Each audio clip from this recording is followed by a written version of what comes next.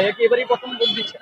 যে এবারে আমার প্রথম ভোট। প্রথম ভোট হিসেবে কিরকম উৎসাহ লাগে? ডাকসু যেহেতু বাংলাদেশের রাজনীতিতে বিশাল বড় একটা ভূমিকা প্লে করে, সেজন্য আমি বেশ উৎসাহিত দিকে ভোট দেওয়ার জন্য। তাছাড়া এটার উপর ডিপেন্ড করে বাংলাদেশের ভবিষ্যৎ রাজনীতি নির্ভর করতেছে। তো আমি বেশ এক্সাইটেড। আপনার যদি সুযোগ হতো তাহলে ডাকসুতে কোন ইস্যুটা নিয়ে প্রথমে কাজ করতেন? আমি প্রথমেই কাজ করতাম হচ্ছে ছেলেদের যে বা মেয়েদের আবাসনটা নিয়ে। আবাসন যেন শতভাগ আবাসন নিশ্চিত করতে পারে সেটা নিয়ে কাজ করতাম। আর হচ্ছে স্টুডেন্টদের স্কিল ডেভেলপমেন্ট। মেইনলি ২ টা জিনিসই আমার কাছে সবচেয়ে বেশি গুরুত্বপূর্ণ। আমি মনে করি তরুণ নেতৃত্ব প্রভাব ফেলতে পারে। কেননা তরুণরাই হচ্ছে তরুণদের ইনফ্লুয়েন্সার।